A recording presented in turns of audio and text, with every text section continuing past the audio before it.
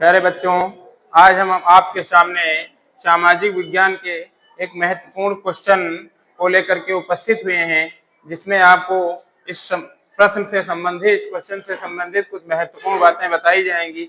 आप लोग देखिए, भारत में मृदा संसाधन क्या है और मृदा संसाधन किस प्रकार से हमारे जीवन के लिए उपयोगी है और कितने प्रकार की मिट्टियां पाई जाती हैं, किस मिट्टी में कौन कौन सी फसलें पैदा की जाती हैं और मिट्टी का मानव के जीवन में किन किन क्षेत्रों में कैसे योगदान रहता है, इस पर आधारित एक महत्वपूर्ण वीडियो को लेकर के मैं आपके सामने उपस्थित हो रहा हूं। प्यारे बच्चों, जैसा कि आप जानते हैं कि मृदा एक ऐसा संसाधन है जो प्रकृति के द्वारा मुझे प्रदान किया गया है, निःशुल्क संसाधन है। ये प्रकृति के द्वारा मुझे निःशुल्क रूप से प्रदान किया गया है। मृदा संसाधन, मृदा का निर्माण लाखों वर्षों में विभिन्न प्रकार के जीव जंतु एवं पोषक तत्वों के माध्यम से होता है और यह विभिन्न तत्वों का रासायनिक संगठन होता है। इसका गठन विभिन्न तत्वों के माध्यम से किया जाता है या होता है। ये मृदा जो है, ये उपजाऊ, अनुपजाऊ और अपने गुण के आधार पर अलग अलग रूपों में जानी जाती है। अब हमें यहाँ समझना है कि मृदा संसाधन, चूंकि आप लोग जानते हैं कि मानव की संपूर्ण आवश्यकताएं जो हैं वो पृथ्वी के ऊपरी परत पर रहकर ही पूर्ण होती हैं। वो घर बनाने से लेकर के अन्य विभिन्न प्रकार की आवश्यकताएं, तो मृदा हमारे लिए बहुत उपयोगी है। मृदा का मानव जीवन में बहुत उपयोग है। और इसके प्रकार अब आप लोग देखेंगे कि हम लोग प्राथमिक क्रिया करते हैं, कृषि करते हैं। कृषि में जो खेती हम लोग करते हैं तो मिट्टी का उसमें बहुत महत्वपूर्ण स्थान होता है। यदि अच्छी मिट्टी होती है तो वहां पर फसलों का उत्पादन बहुत आसानी से हम कर सकते हैं। और अगर मिट्टी का कहीं गुण या उसमें अम्लीयता, क्षारीयता की मात्रा होती है तो हमें कृषि करने में दिक्कत होती है। इस प्रकार से मृदा संसाधन मानव जीवन के लिए बहुत ही उपयोगी और महत्वपूर्ण संसाधन है। अब आप लोग देखेंगे कि मिट्टी के प्रकार, तो ये बात समझने के पहले हमें ये जानना होगा कि विश्व में मिट्टी के तो बहुत सारे प्रकार पाए जाते हैं, लेकिन भारत में मुख्य रूप से मिट्टी को 6 प्रकारों में विभाजित किया गया है। कितने प्रकारों में बांटा गया है? 6 प्रकारों में। नंबर 1 क्या होती है? जलोढ़ मृदा। क्या होती है? जलोढ़ मृदा। जलोढ़ मृदा होती है। अब ये जलोढ़ मृदा क्या होती है? ऐसी मिट्टी जो नदियों के द्वारा पर्वतीय क्षेत्रों से जब नदियों का उद्गम होता है तो नदियां अपने साथ में जो अवसाद, मलबा या गाद बहा करके लाती हैं, जब नदियां मैदानी क्षेत्रों में आती हैं तो उसे अपने समतल भाग में बहने के कारण उन क्षेत्रों में उसे जमा कर देती हैं। इस प्रकार से इस गाद के जमने से जो मृदा बनती है या जिस मृदा का निर्माण होता है उसे जलोढ़ मृदा कहते हैं। भारत में इस मृदा का विस्तार गंगा, यमुना, ब्रह्मपुत्र नदियों के द्वारा लाए गए अवसादों से हुआ है। मुख्य रूप से देखा जाए तो उत्तर प्रदेश, पंजाब, हरियाणा, बिहार राज्यों में इस प्रकार की मृदा का बड़े पैमाने पर निक्षेप पाया जाता है। इस मैदान का निर्माण, जो गंगा का विशाल मैदान जिसे हम लोग कहते हैं भौगोलिक भाषा में, इसका निर्माण नदियों के द्वारा लाए गए जलोढ़ मृदा से ही हुआ है। ये मृदा विभिन्न प्रकार की फसलों के लिए बहुत ही उपयुक्त मानी जाती है। मुख्य रूप से इस मृदा में गेहूं, धान और अन्य विभिन्न प्रकार की फसलें, तिलहन, गन्ना आदि विभिन्न प्रकार की जो महत्वपूर्ण फसलें हैं वो इस मृदा में उपजाई जाती हैं, उगाई जाती है, पैदा की जाती है। नंबर 2 पे हम आप लोगों को बताएंगे काली मृदा। अब ये काली मृदा क्या होती है, इसके विषय में आप लोग समझेंगे। सबसे पहली बात तो समझ लीजिए, काली मृदा को रेंगुर मृदा भी कहते हैं। क्या कहते हैं? रेंगुर मृदा। अब ये क्या है? ये मिट्टी जो है रेंगुर मिट्टी क्यों कही जाती है, इसे काली मिट्टी क्यों कहते हैं? तो ज्वालामुखी से निकले हुए लावा से इस मिट्टी का निर्माण होता है।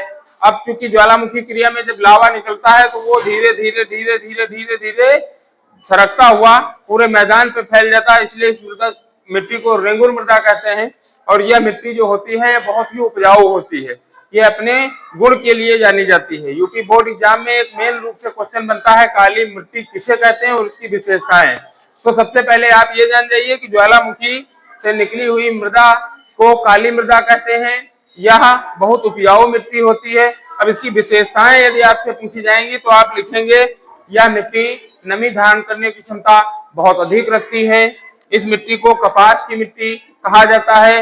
इस मिट्टी में सूखने के बाद दरारें पड़ जाती हैं। यह मिट्टी जो होती है ये चमकदार होती है। ये बहुत स्वाद इस मिट्टी में होता है। ये मिट्टी स्वाद में भी जानी जाती है अपने। और भारत में इस मिट्टी का विशेष रूप से जो निक्षेप है वो महाराष्ट्र और कुछ भाग कर्नाटक का और गुजरात में इस मिट्टी का बड़े पैमाने पर मतलब जो निक्षेप है वो पाया जाता है।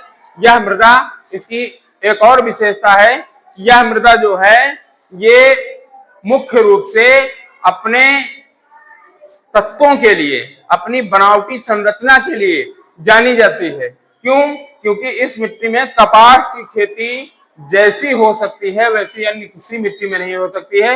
इस प्रकार से आप काली मृदा के विषय में बता देंगे, बहुत ही इंपॉर्टेंट ये क्वेश्चन बनता है। अब आप लोग तीसरी मृदा का जो नाम देखेंगे वो आप देखेंगे लैटराइट मृदा।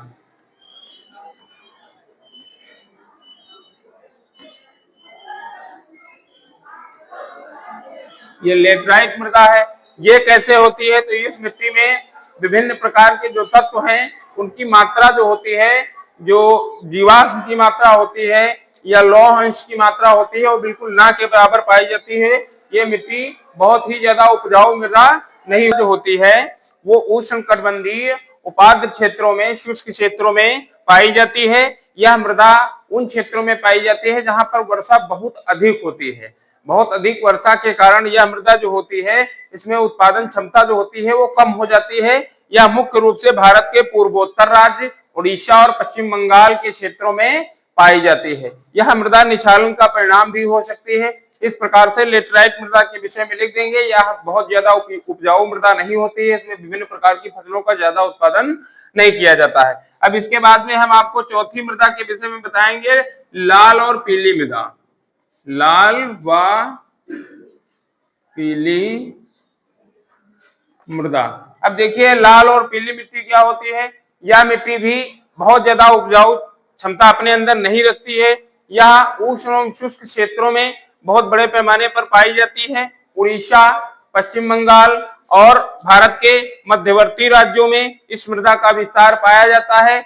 इसमें देखा जाए लाल मिट्टी जो होती है इसमें लौह अंश की मात्रा देखा जाए तो उस हिसाब से सबसे ज्यादा पाई जाती है, जिस कारण से इसे लाल मृदा कहते हैं। अच्छा, कुछ राजनीतिक या ऐतिहासिक तथ्यों पर अगर हम ध्यान दें तो कुछ लोगों कहते हैं कि ये मृदा हरियाणा के पानीपत क्षेत्र में, कुरुक्षेत्र क्षेत्र में पाई जाती है, क्योंकि यहाँ पर विभिन्न प्रकार के पहले युद्ध स्थल रहे हैं, युद्ध हुआ है जिसके कारण इस मृदा का रंग लाल है। वैसे ये सब कहानियां हैं, इनका हम भौगोलिक आधार पर अध्ययन नहीं करेंगे, लेकिन आप ये समझिए कि मिट्टी भारत के बहुत बड़े पैमाने क्षेत्र पर नहीं पाई जाती है और उत्पादित भी ज्यादा क्षमता उत्पादन की अपने अंदर नहीं रखती है। इसके बाद हम पांचवी मिट्टी के विषय में पढ़ेंगे, मरुस्थलीय मृदा। मरुस्थलीय मृदा क्या होती है? देखिए यह मृदा उन क्षेत्रों में पाई जाती है जहां पर बिल्कुल वर्षा 25 सेंटीमीटर या 50 सेंटीमीटर से कम होती है। 25 से 50 सेंटीमीटर या 50 सेंटीमीटर से कम। यह मृदा मुख्य रूप से पंजाब के उत्तरी और पश्चिमी भाग और राजस्थान, अन्य इससे मिलते हुए कुछ इलाकों में और भारत के यत्र तत्र कुछ अन्य स्थानों पर भी इस मृदा का निर्माण पाया जाता है। यह भी बहुत अधिक उपजाऊ मृदा नहीं होती है और इसमें नमी को रोकने की क्षमता बिल्कुल कम होती है, ना के बराबर होती है। इसमें विभिन्न प्रकार के जो वृक्ष या झाड़ियां पाए जाते हैं, कटीले वृक्ष या झाड़ियों की इसमें अधिकता या बहुलता पाई जाती है।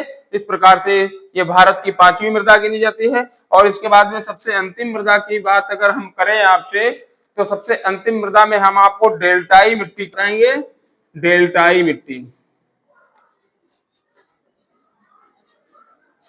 डेल्टाई मृदा क्या होती है, इसका निर्माण किन क्षेत्रों में पाया जाता है? जैसा कि आप लोग जानते हैं कि जब नदियां पर्वतीय क्षेत्रों से निकल कर आती हैं, बहते हुए अपने अंतिम छोर में जाती हैं जहां पर वो समुद्रों से मिलती हैं या बंगाल की खाड़ी में जाती हैं, उन क्षेत्रों पर नदियां एक डेल्टा का निर्माण करती हैं। अपने मुहाने पर नदियां जो पंजाकार आकृति बनाती हैं उसे डेल्टा कहते हैं।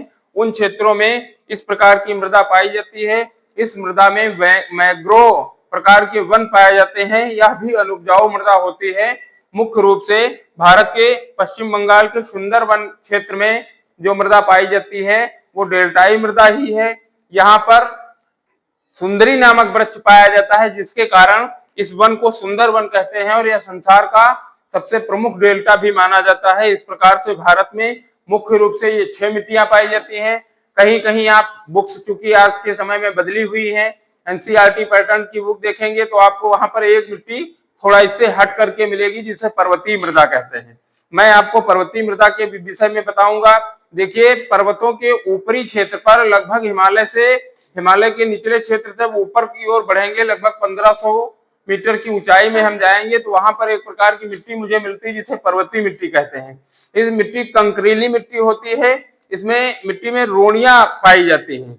यह मिट्टी देखा जाए मुख्य रूप से विभिन्न प्रकार के पर्वतीय जो पौधे हैं, पेड़ हैं, उनमें उनके उत्पादन के लिए, वृद्धि के लिए उपजाऊ होती है और चाय की कृषि इस मिट्टी में बड़े पैमाने पर की जाती है। और यहाँ पर देखा जाए मुख्य रूप से तो हिमालय यानी जम्मू और कश्मीर, उत्तराखंड का कुछ भाग, अरुणाचल प्रदेश और सिक्किम राज्यों में इस मृदा की बहुलता पाई जाती है।